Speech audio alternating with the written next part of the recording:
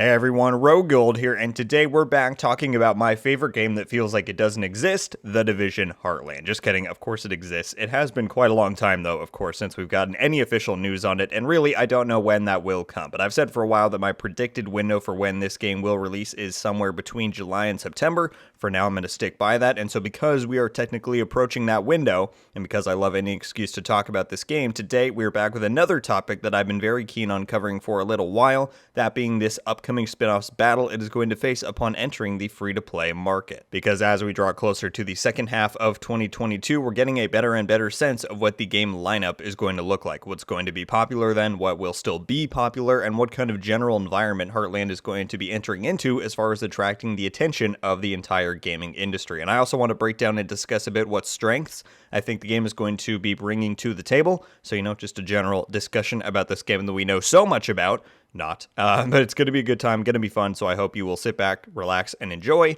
and let me know your thoughts below once I'm done. Let's get into it. Starting with, one of the things that really motivated me to make this video was the recent release of Blood Hunt, which some of you may have heard of. It's a new free-to-play battle royale on the PC and PS5, so unfortunately I've not been able to give it a go as an Xbox player. I've seen a decent amount of my fellow Division creators give it a whirl, and it looks like a lot of fun. If you didn't know, the studio that actually made it, Shark Mob, was founded by the 5 of the most influential developers on the Division 1 since its conception, basically, including, I want to say, the game director, the brand manager, the art director, out of some others. It's super interesting. They're also apparently working on a direct competitor to the Division as well. I'll link that video that I did in the top corner if you want to check it out. But anyway, Blood Hunt recently released. It's getting some buzz, and I really started looking at and analyzing things in the frame of which I anticipate Heartland will be judged upon, right? Blood Hunt is a free-to-play gaming that includes PvP and is third person. All three of those things are either confirmed or highly suspected to be in Heartland as well, and so I don't think it's too much of a stretch to connect the two.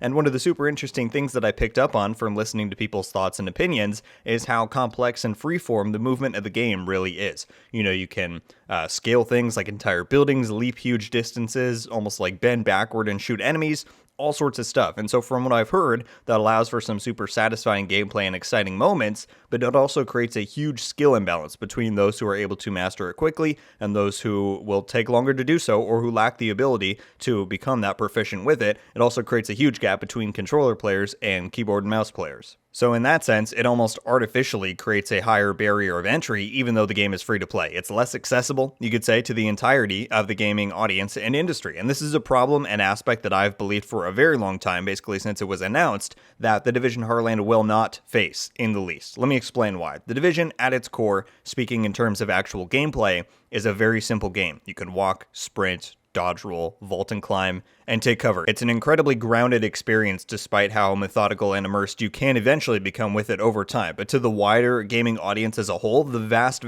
majority of people are probably going to feel pretty comfortable and pretty familiar with the Division's controls. And at least from my recollection and experience, that's exactly the case. Both when the Division 1 and 2 was released, is when you saw like mass coverage of the franchise across the internet, from reviews to gameplay impressions by outlets and big streamers, all that stuff.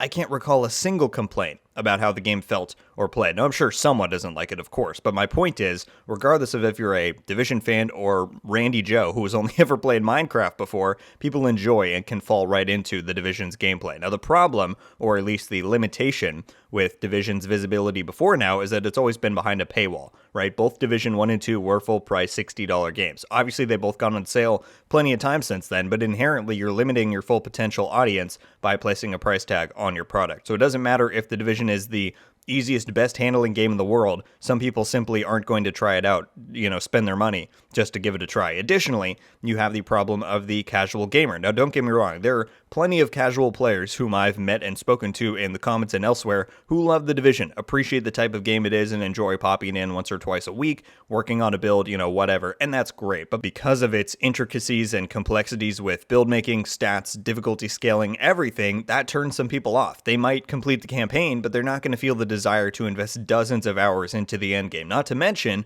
all of the pinch points that people have always labeled as for why they, quit these types of games. Looter shooters in general, they get frustrated by balancing cycles, the constant buffing and nerfing, builds get invalidated, weapons change, all of that stuff. And so for as universally appreciated as Division's core ideals and gameplay is, I feel, it has always had more than one factor working against it, for the past 6 years since it's been out. You know, if the ultimate goal is to make the franchise as loved and successful as possible. This is exactly where I see Heartland's appeal and opportunity coming in. And probably where Ubisoft did too when they decided to take Division in a free-to-play direction. You know, you take Division's base, its rock-solid gameplay, gunplay, and worlds, and you remove some of the niches and restrictions that have potentially held it back from universal appeal in the past, like the paywall, the heavy RPG influence, all of that, and there's some serious potential there. Potential to not only attract, of course, Division, existing Division fans, but to attract new audiences, new players, people who have played small amounts of the Division before, or people who have never even heard of it.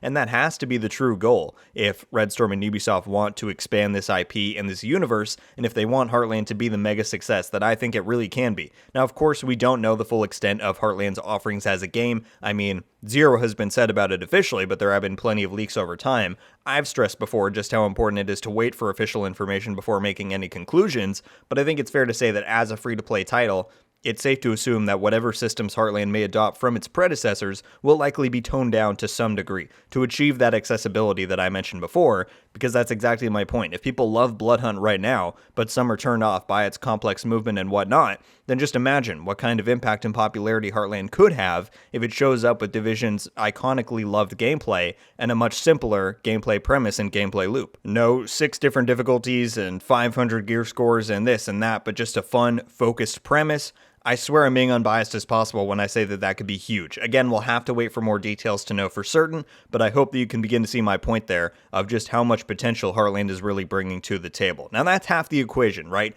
Making the game itself fun, attractive, and accessible is great, but the other side to success is competition, and I think it's no secret that the free-to-play market is pretty crowded. Has been for several years and will continue to be for several more, if not longer. And so even if Heartland were to be the greatest game of all time, right, it's Division's first entry into the free-to-play market, despite its reputation and notoriety, I guarantee that there is a sizable amount of gamers who have never even heard of the IP. And so if they were to release, a week before or after the new Call of Duty with its Warzone update, that would be bad news, because COD already has that established fanbase and reliability. So let's start there. We know that Warzone 2, or whatever they officially end up calling it, is coming alongside this year's Call of Duty entry, Modern Warfare 2, which not only is going to be a massive hit itself because of the popularity of 2019's Modern Warfare, but Warzone 2 is supposedly going to be this next-gen focused, renewed experience, which is exactly what a lot of people have been waiting for a long time. Additionally, I don't know if it's been officially confirmed or not, but there's supposed to be this DMZ zone, or mode,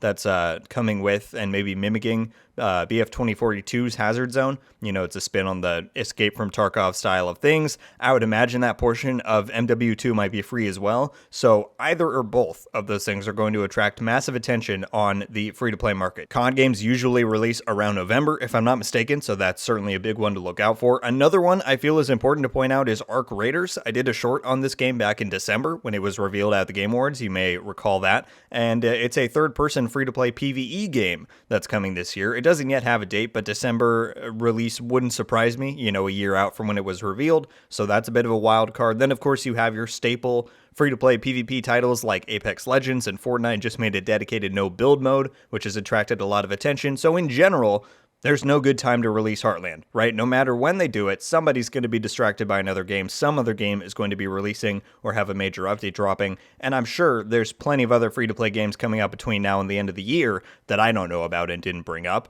But here's the bottom line. I think September feels right for a Heartland release. We know that the game takes place in the fall. We've seen that in some of the images that have come out. There's some nice thematics there, right? September avoids COD's dominance in November, a little bit later in the year. As long as they can get the Division Heartland out by like the first week of October, as long as they can faithfully recreate Division's beloved and accessible gameplay, and as long as they throw in a half-decent marketing campaign, I kid you not when I say that Heartland is going to be a force to be reckoned with. And as I always say, I cannot wait for the official reveal so that we can finally officially begin talking about the game. Look, I'll do their marketing for them. Ubisoft, I will shout this game's praises to the skies, assuming they're warranted, of course. You just got to give us something tangible for me to do it with first. I digress, everybody. That's about all I've got for today as far as breaking down my reasoning behind why I think Heartland has such huge potential as a game, and what release window and timing I think is most critical to hit in order to maximize the potential for coverage and attention. I thought this stuff would be interesting to go over and talk about. I hope you did as well. And yeah, guys, bring on the Division Heartland. Thank you all so much for watching. Leave a like if you enjoyed this video, and be sure to subscribe with notifications on to be updated every time I upload. Let me know your thoughts on some of these topics that we discussed. Do you agree with my assessment of The Division Heartland's